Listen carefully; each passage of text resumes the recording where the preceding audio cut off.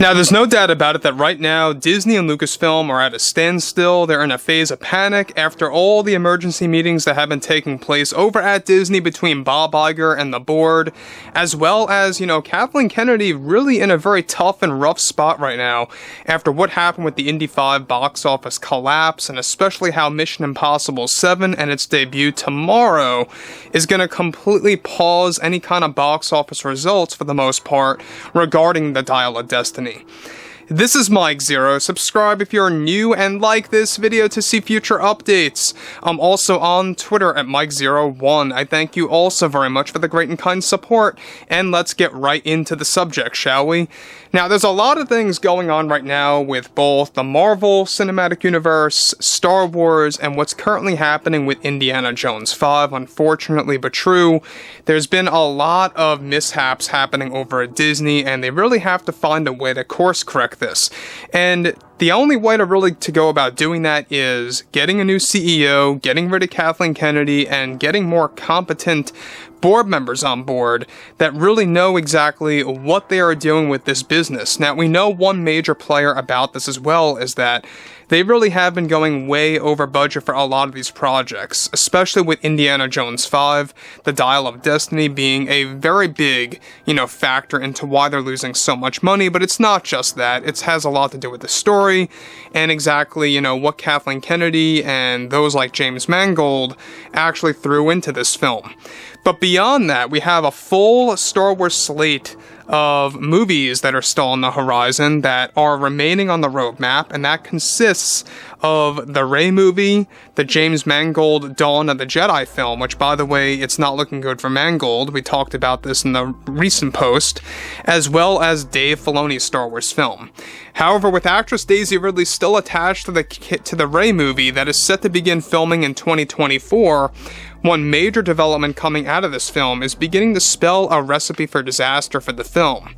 Now, further, it's noted that behind the scenes, actress Daisy Ridley is beginning to get more furious with the development of the Rey movie, since Disney is still refusing to this day to give her a pay increase, as she demanded a couple of weeks ago for the same amount that she was paid for The Rise of Skywalker. Now, the reason why Disney is refusing to pay Ridley more for the Rey film for Ridley's role is that she is considered a supporting character and a role for this upcoming installment, similar to how Luke was treated in The Last Jedi specifically. However, the twist to all of this is that Rey is actually getting just about the same amount of screen time that she had in The Rise of Skywalker, which is Daisy's argument against Disney, and how, of course, this has been suggested to Disney that if she doesn't get a pay increase, she is willing to step down from the project. In response, Disney is reportedly already ready to recast and get Kathleen Kennedy, of course, in there to really, of course, get involved with the character of Rey and to fine-tune it, even if it means rewriting the entire film that Stephen Knight created, which is still, of course, not complete for the ending, all due to the writer's strike, which could very well delay the film further from May of 2026 until sometime in 2027 if this all keeps going. Now, the thing about this, I think a lot of you all have to really remember, is the fact that Episode 9, Daisy Ridley, alright, a lot of you guys may or may not know this, but she didn't really get paid as much as you think she would as an actress.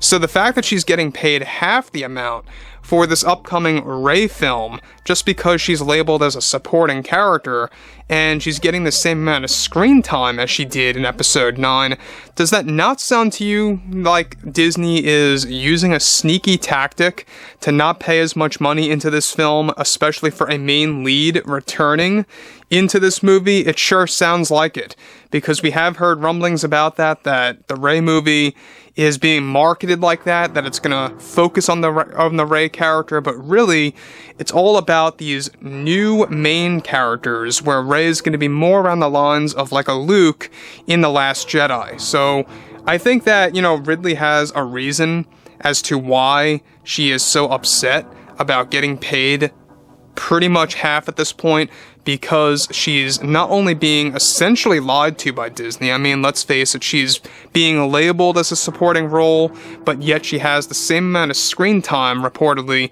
as she does in The Rise of Skywalker. That's all, built into the script, etc., etc. And that just goes to show you that this really is, indeed, Disney's hardcore way of limiting their budget strictly, especially by underpaying their main actors and actresses coming on board, and to also invest very low in the new unknown actors that are going to be treated as the new main leads of this movie, essentially, to become the new generation of the new Jedi Order. That's basically the plan here. So we know that Bob Iger and the Disney board, they are beginning to get very cheap with these upcoming movies. They want to make them more small scale. They want to really kind of play things safe, at least for the Rey film, for starters, to see where that could go and how that's going to be a preparation technique for what's coming for Dave Filoni's movie and James Mangold's film. And we talked about this, like I just mentioned before earlier in this video, that James Mangold, he's looking really shaky right now over at Lucasfilm because a lot of the board members want him out of that Dawn of the Jedi movie. Continuing on.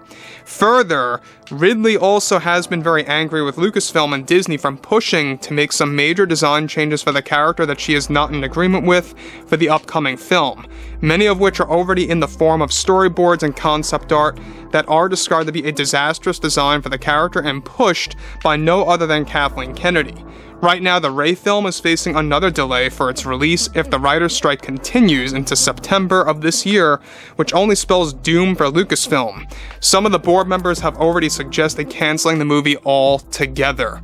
So again, this goes to show you that Lucasfilm and Disney, they have no vision, at least definitely when it comes to the Rey film, definitely when it comes to The Acolyte, and even Skeleton Crew. We've heard that this show is very lackluster, it has no vision.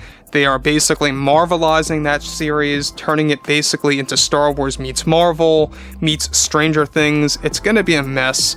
And it's unfortunate but true, but I feel if it's not anything John and Dave, everything else is very subpar, very lackluster, and just not my Star Wars, essentially. That's basically what it comes down to.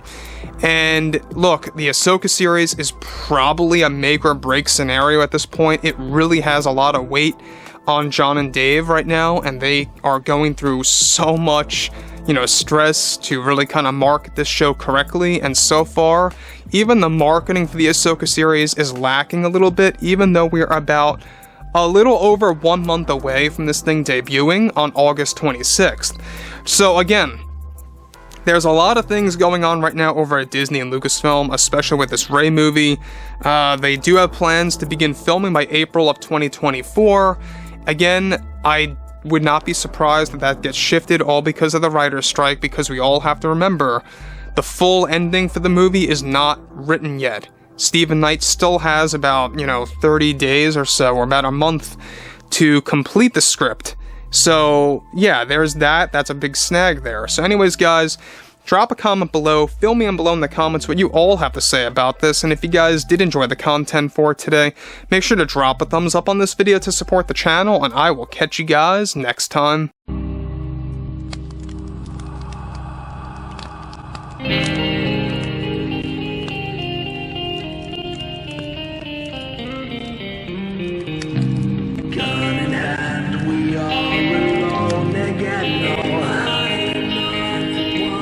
From night to moon.